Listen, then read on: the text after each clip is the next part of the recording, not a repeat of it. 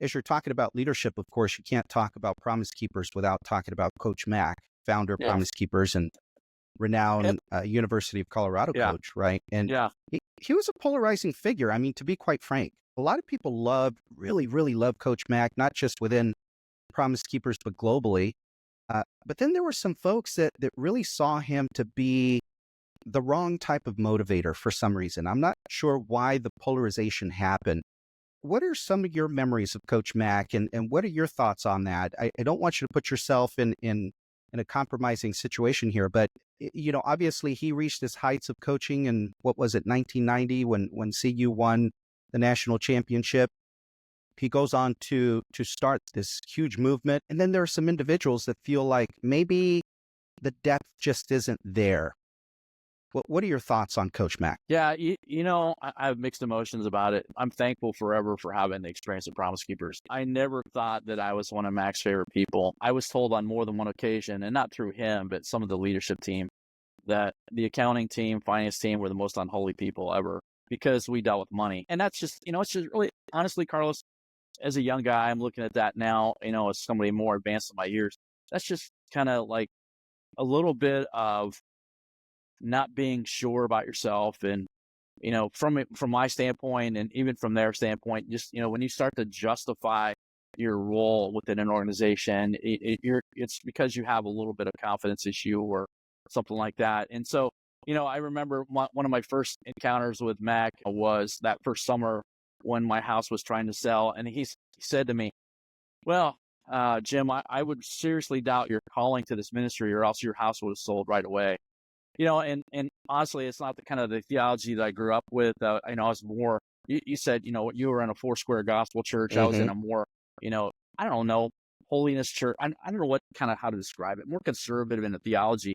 So here's Mac telling me, hey, I got to doubt your calling. And I'm thinking, I was thinking I was 32 at the time. And I'm really thinking about this. And I go, wow, did I make a big mistake trying to sell my house? Did I quit my job that I was secure in Indiana?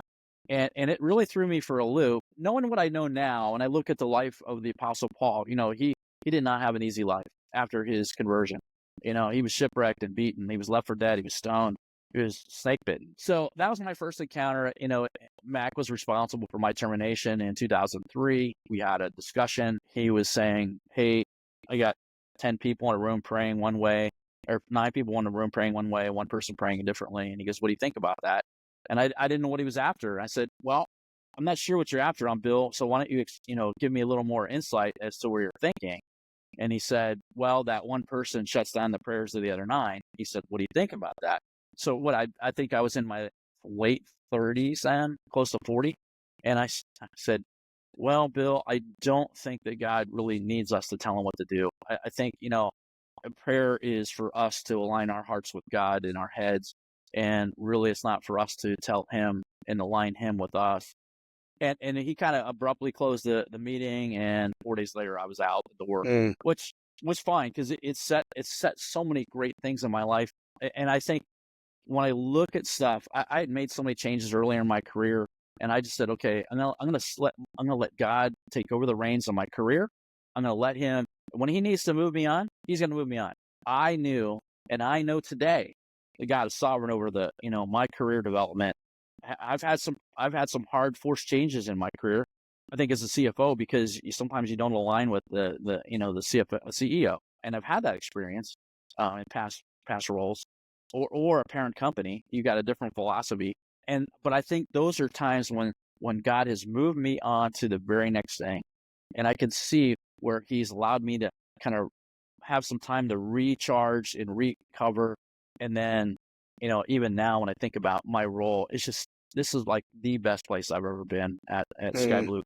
I know that's a lot more than what you ask about my encounters with Mac, but I look at that time where he released me, Carlos, and I know without a shadow of a doubt that was God working in my life and moving me to some steps where he wanted to train and teach me and refine me and get my skill set better so that I could have an impact on other organizations over my career.